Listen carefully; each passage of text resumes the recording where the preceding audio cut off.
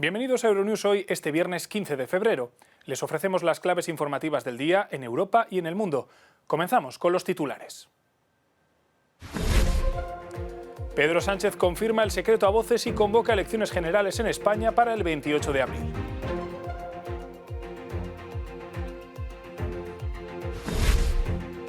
Nuevo sábado de protestas en Francia programadas por los chalecos amarillos contra el gobierno de Emmanuel Macron.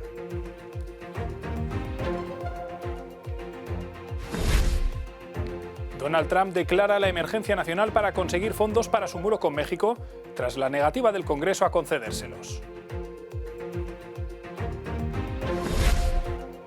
El entrenador del FC Barcelona, Ernesto Valverde, renueva con el club catalán hasta 2020.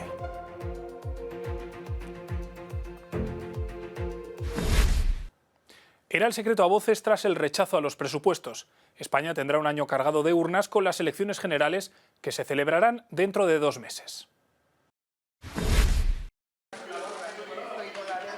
Se acabó la incertidumbre, 2 días después del rechazo del Congreso a los presupuestos generales del Estado y tras un breve Consejo de Ministros, el presidente del Gobierno español, el socialista Pedro Sánchez, ha puesto fecha al final de su mandato. Les anuncio que, en ejercicio de las facultades que ostento como presidente del Gobierno de España y previa deliberación del Consejo de Ministros, he propuesto la disolución de las cámaras y la convocatoria de elecciones generales para el día 28 de abril. Sánchez ha reconocido que sin presupuestos su proyecto de gobierno se viene abajo. En clave electoral ha enumerado los avances en política social que se han producido en los 8 meses y medio que ha estado en el poder y ha tenido palabras muy duras con la oposición conservadora, a la que ha acusado de torpedear mediante su control sobre la mesa del Congreso muchas iniciativas que contaban con el apoyo mayoritario de la Cámara. Se ha bloqueado, por ejemplo, la tramitación de la ley de eutanasia. Se ha bloqueado también la derogación de la ley Mordaza. Se ha bloqueado también la derogación de la reforma laboral. Se ha bloqueado también la modificación del voto rogado para permitir la participación de los españoles que viven en el extranjero. Sánchez también se ha dirigido a las formaciones independentistas catalanas, cuyo voto fue determinante el pasado miércoles cuando el Parlamento rechazó los presupuestos. Nosotros, dentro de la Constitución y la legalidad, estamos dispuestos a hablar, a dialogar y a encontrar una solución. Dentro de la Constitución todo, fuera de la Constitución nada. La campaña electoral empezará oficialmente el próximo 13 de abril. Un mes más tarde, en un superdomingo que asustaba a los varones socialistas, se celebrarán elecciones municipales, autonómicas y europeas. Movilizados ya ante los comicios, los partidos políticos de la oposición a Sánchez han presentado sus intenciones nada más anunciarse las elecciones. Llevamos casi 9 meses reivindicando que se cumpliera esa promesa de Pedro Sánchez para devolver la voz a los españoles y convocar unas elecciones que, tal y como él había señalado, era una promesa que no iba a cumplir. ¿Por qué ha tenido que cumplirla hoy? Porque el Partido Popular, como oposición, ha conseguido que el gobierno de Sánchez tire la toalla. Una gran oportunidad y una gran responsabilidad, ambas cosas.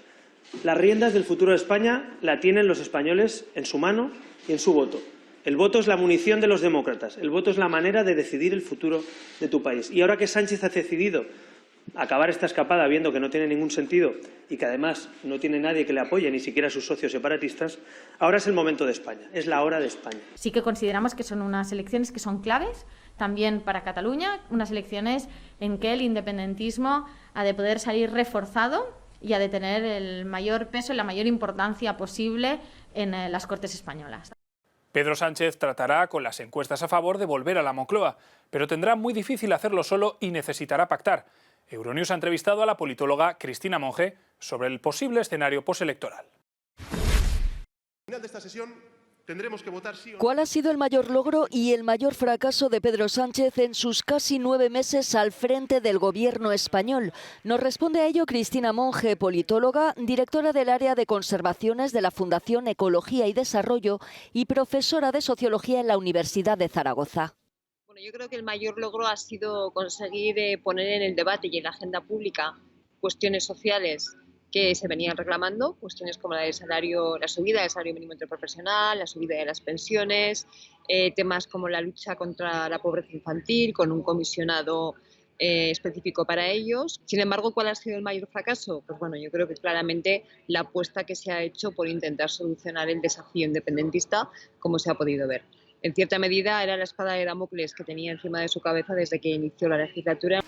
En este tiempo, Pedro Sánchez ha logrado ganar peso político en España y en el exterior, participando en numerosos foros internacionales e impulsando la Agenda 2030 de los Objetivos de Desarrollo Sostenible. Yo creo que ha logrado ganar peso político primero en su partido, cosa que era algo que no era obvio para él cuando puso esa moción de censura. Segundo, efectivamente en España, porque bueno, pues ha sido presidente durante estos casi 9 meses y con un protagonismo importante, incluso de personalismo. Y a nivel internacional yo creo que ha tenido una agenda intensa, de hecho a veces se le ha acusado de tener una agenda más internacional que nacional, en el sentido de que ha recuperado posiciones que España venía perdiendo en ese aspecto, ¿no? Respecto a las posibles alianzas tras las elecciones anticipadas del próximo 28 de abril, a verlas las habrá según Cristina Monge. Alianzas tendrá que haber. O sea, yo creo que ahora mismo ya todo el mundo tiene claro que sea cual sea el resultado electoral, los gobiernos monocolores se han terminado y los gobiernos en minoría tienen mucho riesgo como el que estamos viendo. Por lo tanto, el que gobierne tendrá que gobernar en alianza. En ese sentido, en esta campaña electoral una de las cosas que vamos a tener que ir analizando es qué disposición tienen cada uno de los partidos para pactar con quién y qué líneas rojas se plantean cada cual. O se le entierra la Almudena o nada. Esa es la postura de la familia del dictador Francisco Franco. El gobierno les ha dado 15 días para decidir dónde ubicar sus restos tras confirmar su intención de exhumarlo del Valle de los Caídos. Tomada en el último Consejo de Ministros antes de la convocatoria de elecciones, esta decisión a buen seguro marcará la campaña electoral. Tomarán las calles francesas este sábado, como lo han hecho los 13 anteriores. Los chalecos amarillos vuelven a protestar contra el gobierno de Macron. Aunque la intensidad de la tensión ha bajado ligeramente, no se descartan incidentes. Este sábado se espera el 14º acto de protestas de los chalecos amarillos. Son ya 3 meses de manifestaciones en los que más de 8.000 personas han sido detenidas. El pasado sábado en París hubo un herido grave y se produjeron más de medio centenar de detenciones en el 13º acto. En Lorient, por ejemplo, se desencadenó una fuerte pelea entre manifestantes y policía. Pero como es habitual, otras ciudades francesas también fueron testigo de las protestas. Mientras, este viernes comienza en París el juicio a uno de los líderes de los chalecos amarillos. Éric Drouet fue detenido el pasado mes de enero acusado de participación en un acto no autorizado. La detención del camionero de 33 años generó mucha polémica en Francia por la posible motivación política de la acción policial. Precisamente este jueves el Pleno del Parlamento Europeo votó en contra del uso de intervenciones violentas y desproporcionadas por parte de las autoridades estatales durante las protestas y manifestaciones pacíficas de los chalecos amarillos. Donald Trump declara una emergencia nacional. Ante la negativa del Congreso de darle fondos para su muro con México, ha decidido tomar un camino drástico y polémico. Donald Trump allana el terreno para construir el muro fronterizo con México. El presidente de Estados Unidos alude a una supuesta invasión a su país para justificar su recurso a una declaración de emergencia nacional y reunir alrededor de 8.000 millones de dólares para financiar la obra. Tenemos que deshacernos de las drogas, de las bandas criminales y de la gente. Es una invasión. Sufrimos una invasión de drogas y de criminales que vienen a nuestro país y que tratamos de detener, pero es muy difícil hacerlo. Con un muro sería muy fácil. El presidente estadounidense hizo pública su declaración ante varios periodistas en la Casa Blanca. Trump asegura que todo el mundo sabe que los muros funcionan. Por ello está dispuesto a poner en marcha un procedimiento excepcional que podría sumir al mandatario en una larga batalla con los demócratas y dividir a sus compatriotas. En teoría, el proceso le permite eludir al Congreso para liberar fondos para construir su obra más destacada contra la inmigración ilegal. El estado de Nueva York pretende luchar en los tribunales contra la medida de Donald Trump. Sigue la incertidumbre en Venezuela. Estados Unidos y Europa cierran filas diplomáticas contra Maduro, como mostraron Pompeo y Mogherini en su reunión en Bruselas. Pero los países europeos son escépticos ante una posible intervención militar, como la ha planteado Donald Trump. El pulso político entre Maduro y Guaidó en el país se desarrolla fundamentalmente en la capital, aunque lejos de allí, en Cúcuta, ciudad fronteriza con Colombia, a 860 kilómetros de Caracas, centenares de venezolanos siguen escapando de la crisis rampante que vive su país.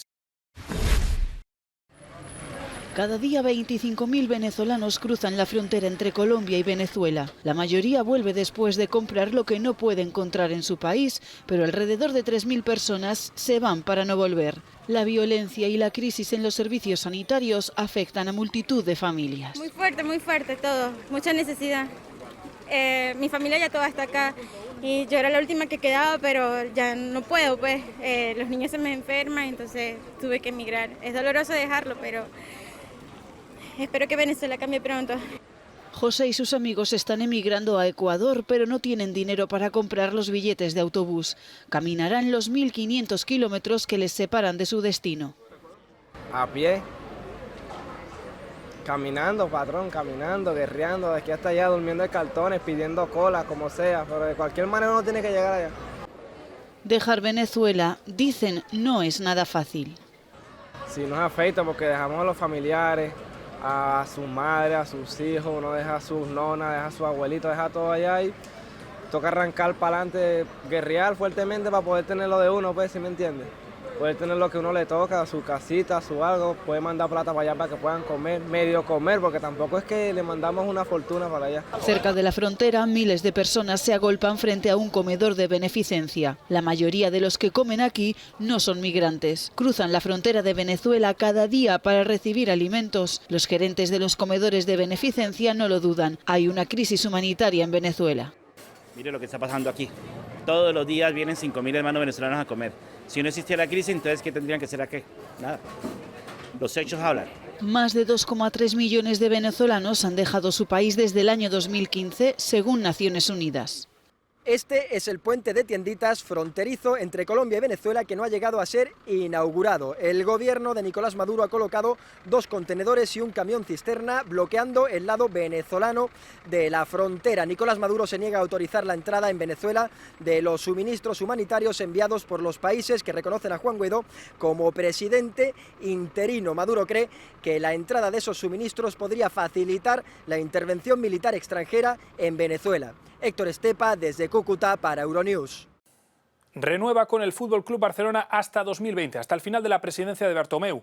Ernesto Valverde sigue los pasos de Simeone y se asienta en el banquillo de otro de los grandes clubes de España.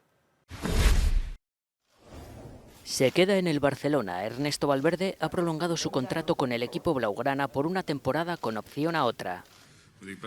Así, el entrenador español podría finalizar su relación con la entidad culé el 30 de junio de 2021, día en el que concluye el mandato del presidente Josep María Bartomeu. Llegado al banquillo del Barça en 2017, procedente del Athletic de Bilbao, el contrato de Chingurri Valverde con el Barcelona finalizaba al término de la presente campaña. En su primer año en el equipo de la ciudad condal, ganó la Liga Española y la Copa del Rey. Vigente campeón de la Supercopa de España, el Barça lidera la clasificación en el campeonato liguero con 6 puntos de ventaja sobre el Real Madrid, su más inmediato perseguidor. Con Ernesto Valverde al frente del banquillo, el club catalán acumula 65 triunfos, 22 empates y 9 derrotas hasta el momento. Fue un 15 de febrero de 1989, hace 30 años. Las tropas soviéticas se retiraban de Afganistán en lo que fue considerado el Vietnam ruso.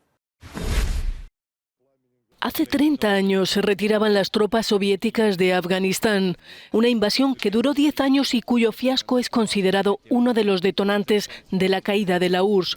Más de 1 millón de afganos murieron bajo los bombardeos y el ejército soviético perdió unos 15.000 hombres.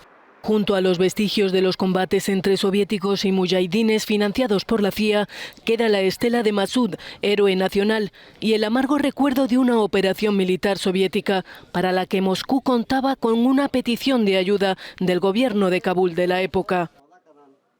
Nos alegramos cuando el enemigo ruso se retiró de Afganistán. Sin embargo, sabíamos que el enemigo interno, el gobierno de Nayib, aún estaba ahí, dice este exguerrillero mujahidín. Cuando los rusos se retiraron de Afganistán pensamos que lograríamos la estabilidad, pero nos equivocamos. Los países vecinos tienen intereses aquí y eso nos lleva a más inestabilidad.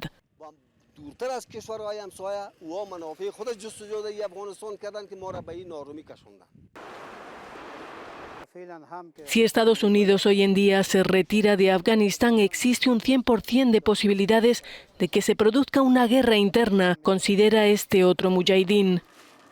Con un gobierno tambaleante que podría ser invadido por los talibanes o por el Daesh, la situación política de Afganistán es compleja y confusa. El país busca a través del desarrollo garantizar la paz y la seguridad. Gracias por haber repasado la actualidad con nosotros en esta edición de Euronews Hoy. Recuerde que puede seguir las noticias al minuto en nuestra web y dejar su opinión en nuestras redes sociales. Hasta pronto.